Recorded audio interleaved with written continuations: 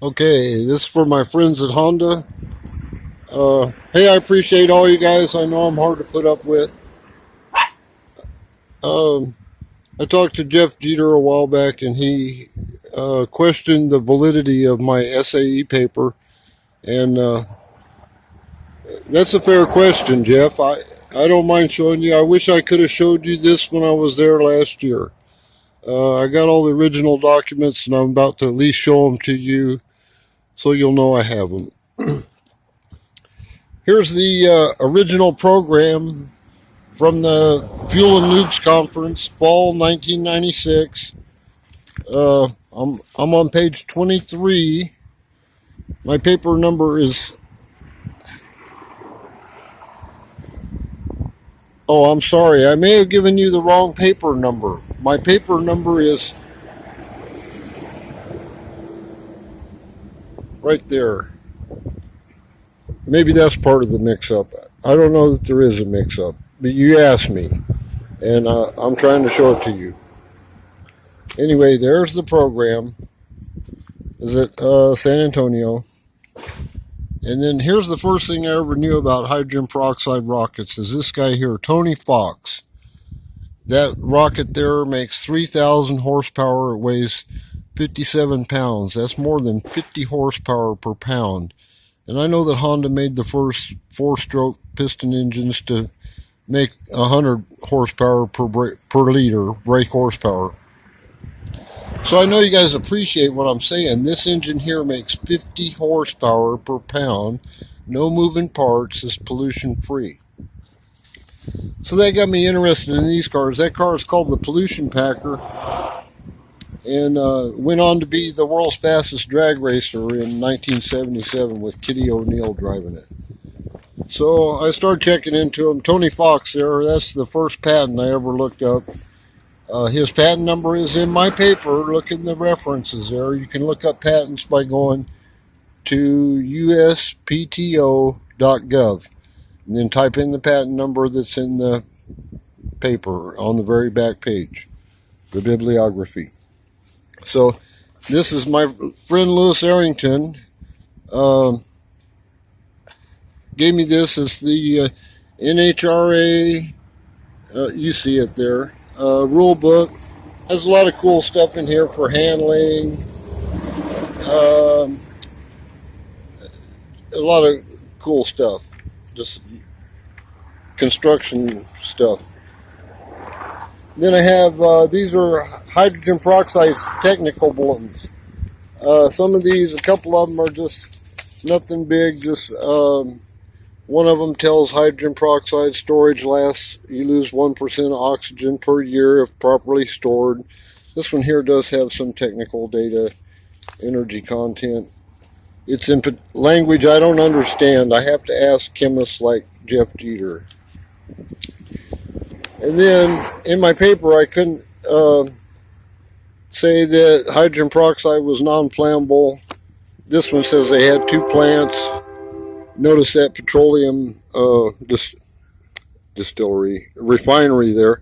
All the hydrogen peroxide that I know of today in the United States is made from an organic process called the anthraquinone process. They get hydrogen from petroleum and mix it with oxygen from the air.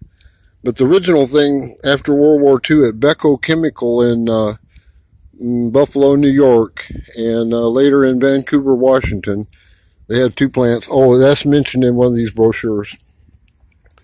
And you could buy tank car loads of it. So now here, this is technical bulletin number 46 right there. I hope you can see that. Technical data. I'm having a hard time seeing it, but I hope you can see it. Technical bulletin number 46 right there. This here is a gold mine of information. I like this copy. It's kind of more complete. It has explosive behavior of hydrogen peroxide mixtures. And it's good to know, but I can just tell you simply don't mix anything with it.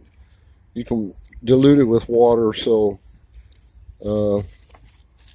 it's not like hydrogen fire or gasoline fire. You can dilute it with water and put out. This is the part you would like to see, Jeff Jeter. I had to go to Dr. Peter Rock at UC Davis. He was chairman of the chemistry department then, and have him interpret this for me and compare it to gasoline. It's kind of a joke. I asked him so many times, you mean it's 3 times powerful as gasoline? He finally told me, don't ask me that again. So that's what I told them when the SAE gave me a hard time about it. They said, chemists could figure this out by the atomic weight, so I hope you can. Right here it says, you see that, okay. So, now I have 2 copies of Technical Bulletin number 46. This one is from, actually have 4 copies plus an electronic copy. I don't think it's available anymore, but if you want to try, this one I got from Lewis Arrington that ran his Rocket Funny Car off it. They were sneaking it out the back door from FMC, from Becco, and FMC cut them off when they switched to the organic process, best I can tell.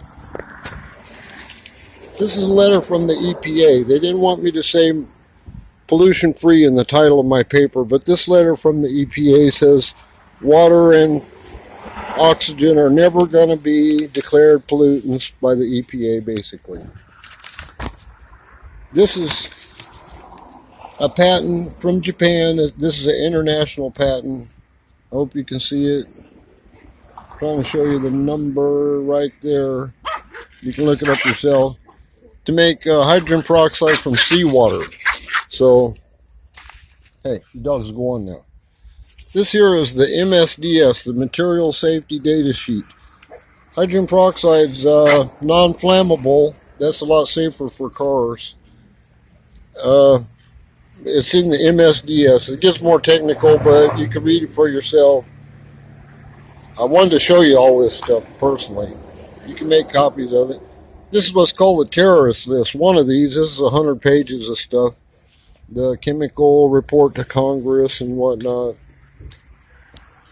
Then finally, we get down to my SAE paper. I've been including a picture of the Honda hydrogen solar water fuel plants. And you know, you could be making the other fuel out of water that you could make this pollution-free.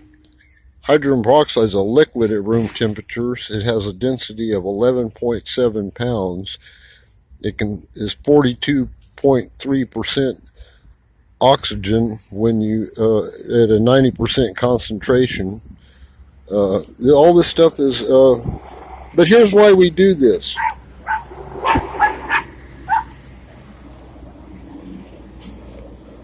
You know what's going to win this is. We think we can make this cheaper than gasoline, cheaper than electric cars, cheaper than hydrogen cars. Just because it's so simple. That's been our plan from the very beginning. I see stuff now. Here's the Society of Automotive Engineers. This is an old magazine, but I got out my scrapbook for this. I wanted to get something from NASA. I had a license from NASA to investigate a concentrator, kind of a separator using a proton exchange membrane. You guys know what that is? Making a case for dimethyl ether. My paper is the first hydrogen peroxide paper ever published by the SAE. Hey, be good. You can see in there, I checked with the SAE library, and they had articles on 16, I think, hydrogen peroxide things, but none of them as a fuel. So, I'm sorry if I mixed up the number, Jeff. That's my fault. But I hope you'll find that paper. And in the meantime, I sent a copy to Robert Langford. So, I'm sending this to him now. Okay, thanks for listening, guys. I just want a sponsor for my automotive prototype. I don't know everything. I need some help. I think Jeff Jeter could really put this on the road if he would help me. And Honda would be the first one to have it. So, thanks a lot, guys.